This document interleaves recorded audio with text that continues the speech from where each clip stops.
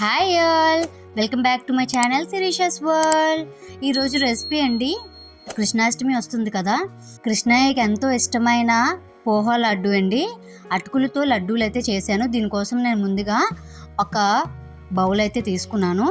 ఒక కప్పుతో అటుకులు కూడా తీసుకున్నానండి. ఒక స్ట్రైనర్ పెట్టుకొని అటుకులు అందులో వేసుకొని జల్లించుకోవాలండి.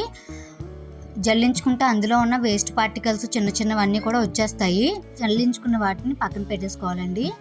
ఇప్పుడు స్టవ్ ఆన్ చేసి ఒక ప్యాన్ పెట్టుకొని అటుకులు అందులో వేసుకొని మంచిగా ఫ్రై చేసుకోవాలండి. గోల్డ్ కలర్ వచ్చే వరకు బాగా దోరగా సిమ్లో పెట్టుకొని ఫ్రై చేసుకోవాలి, లేకపోతే మాడిపోతాయి.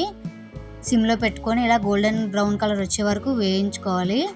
వేయించుకొని మనం ఇలా చేత్తో పట్టుకుంటే మంచిగా క్రిస్పీగా అయిపోతాయి. అప్పుడు తీసి పక్కన పెట్టేసుకోవాలి, ఒక బౌల్లో వేసేసుకోవాలి. ఇలా ఒక బౌల్లో వేసేసుకోవాలండి. చల్లారించుకోవాలి, ఒక 5 minutes చల్లారాలి.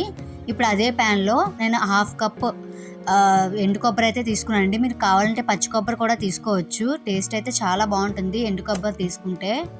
ఇలా వేయించుకున్నవండి ఒక మిక్సీ జార్ తీసుకొని మిక్సీ జార్లోకి వేసేసుకోవాలి ఎండు కొబ్బరి ముక్కలనండి.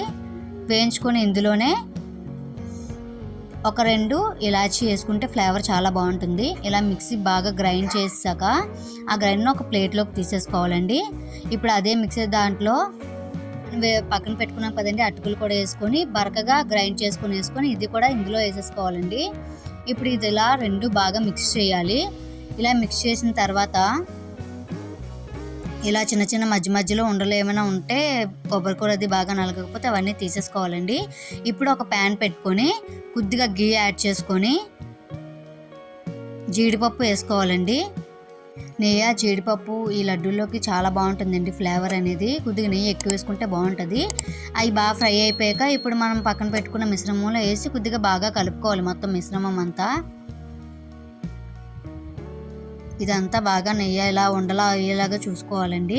ఇప్పుడు ఒక మిక్సీ జార్ తీసుకొని మిక్సీ జార్లో 1/2 cup బెల్లం వేసుకొని మంచిగా గ్రైండ్ చేసుకోవాలండి. మనం 1 cup అటుకులు తీసుకుంటే 1/2 cup బెల్లం తురుము అనేది తీసుకోవాలి. ఇలా తురుముకున్నదా ఇదంతా మంచిగా ఇందులో కలిసేలాగా చూసుకోవాలండి. ఈ మిక్సర్లో మొత్తం అంతా బెల్లం అనేది చిన్న చిన్న ఉండల్లా వండుకుంటా మొత్తం అంతా కలిసేలాగా కలుపుకోవాలి. ఇలా కలుపుకున్న దాంట్లో మనం కొద్దిగా నెయ్యి మరిగించుకొని వేసుకోవాలండి. ఇందులోకి వేసుకొని బాగా కలపాలండి. ఇదంతా ఇలా కలిస్తే బెల్లం అంతా కరిగి మనం ఉండలు చేసుకోవడానికి వీలుగా ముద్దగా అవుతుంది. ఇలా బాగా కలుపుకున్న దాంట్లో చిన్న చిన్న ఉండల్లా చేసుకొని మనం సర్వ్ చేసుకోవడమేనండి.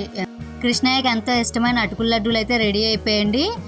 మీకు ఈ వీడియో కానీ నచ్చినట్టయితే లైక్ చేయండి, షేర్ చేయండి, సబ్స్క్రైబ్ చేసుకోండి నా ఛానల్ని. Thank you for watching. జై శ్రీకృష్ణ.